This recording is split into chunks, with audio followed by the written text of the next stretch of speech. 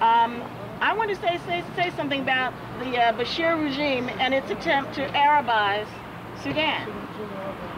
I'm a Pan-Africanist, and what I find perplexing is that there's an African Liberation Day happening next weekend. And on the agenda for African Liberation Day, supposedly mounted by a group of Pan-Africanists, there is no mention of Darfur. Now, there are 2 ALD observances scheduled for Washington, D.C., Saturday, the 26th. One in Malcolm X Park, one in Kenilworth Park. As near as I can tell, sponsored by 2 separate organizations. Neither one is mentioning Darfur. Neither one is mentioning Congo. Now, that's something we need to change. We need to raise the profile of this issue in the African American community. There is a disinformation campaign directed towards us. And as far as I can tell, it's spearheaded by Louis Farrakhan, who has been cozy with Khartoum since 1996 when he mounted a so-called World Friendship Tour. Very suspicious too. Yes. Now this man, under his leadership, the Nation of Islam has made some rather distasteful alliances with the likes of Lyndon LaRouche and Reverend Sung Myung Moon of the Unification Church. And as near as I can tell, it's all about the money. It's all about the Benjamins. And the same thing can be said for his cozying up to this murderous, genocidal regime in Khartoum.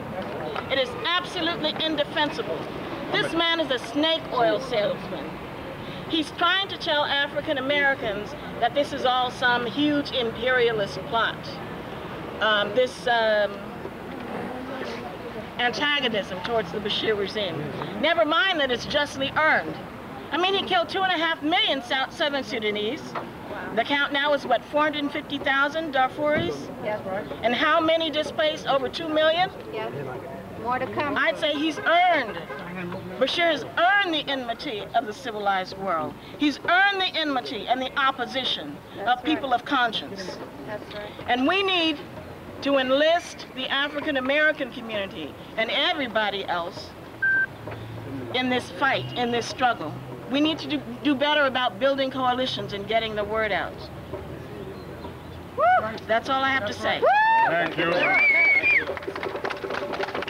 So well, let me say one thing. You know, when I talk to people, when I even talk to Egyptians, many of them will not confess to being black. They can be as black as you, black as me, as fair as I am, though I don't consider myself fair. They have forgotten their history. Why? Because their identity was taken. They've been Arabized, Yes, precisely. Egypt was a black empire. It was in the beginning, it is now, except the people have been brainwashed. The Arabs didn't come to Egypt until 700 AD. That's right. Over 3,500 years after the unification of Egypt. Invaders. These Pan-Africanists need to stand up and take note. If 3,000 years from now, assuming the planet is still here, people will look at Sudan and say, they're not a black nation. They never were. They're Arab.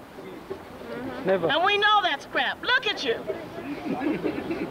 I see nothing but brothers and sisters from Africa here. Yes. Yes.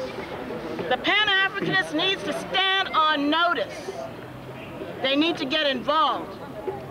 The Christian church, people who talk about brotherhood and standing up for those in need, get involved. I don't care what faith you are. If you're a sentient human being with any sense of consciousness, any righteous anger at oppression and injustice, you must stand with the people of Darfur.